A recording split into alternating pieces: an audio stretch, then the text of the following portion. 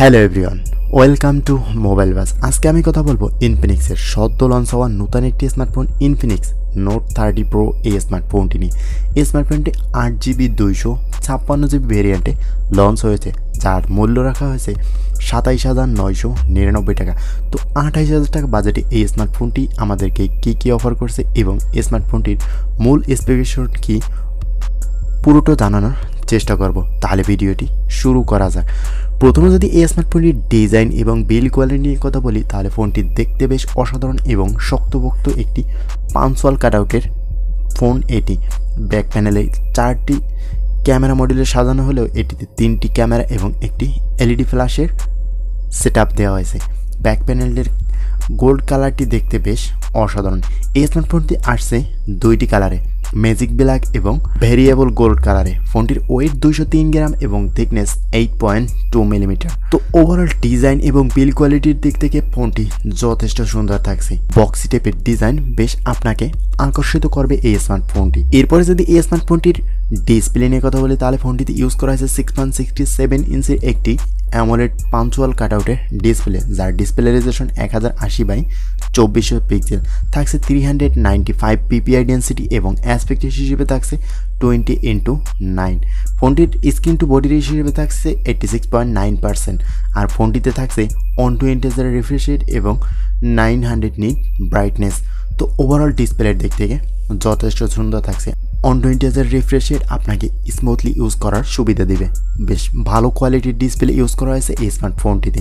এরপরে আসি স্মার্টফোনটির পারফরমেন্স সেকশনে। ফোনটিতে ইউজ করা হয়েছে মিডিয়াটেক হেলিও G99 এর একটি 6 ন্যানোমিটার চিপসেট, যার সিপিইউ হিসেবে থাকছে 2.2 GHz অক্টা-কোর এবং গ্রাফিক্স সেকশনে থাকছে Mali-Z 57MC2। ফোনটিতে র্যাম হিসেবে 8GB 256GB ভেরিয়েন্ট থাকছে, যার স্টোরেজ টাইপ UFS 2.2। আর এই স্মার্টফোনটি রান করবে XOS 13 এর সাথে অ্যান্ড্রয়েড 13। পারফরমেন্স সেকশনে মিডিয়াটেক হেলিও G99 এর প্রসেসরটা একটু লোয়েস্ট প্রসেসর হলেও এর পারফরমেন্স যথেষ্ট ভালো। তো ওভারঅল এখানে যদি আর একটু বেটার প্রসেসর ইউজ করা হতো, তাহলে গেমিংয়ের ক্ষেত্রে বেটার পারফরমেন্স পাওয়া যেত। তো এছাড়াও এই স্মার্টফোনটির প্রসেসর দিয়ে আপনি মোটামুটি বেশ ভালো গেমিং এবং হার্ড কাজগুলো যথেষ্ট সুন্দরভাবে করতে পারবেন এবং পারফরমেন্সও বেটার পাবেন। এরপরে আসি স্মার্টফোনটির মূল ক্যামেরায়। ফোনটিতে থাকছে 108 মেগাপিক্সেলের মেইন ক্যামেরার সাথে দেওয়া হয়েছে একটি ম্যাক্রো লেন্স এবং একটি ডেপথ সেন্সর।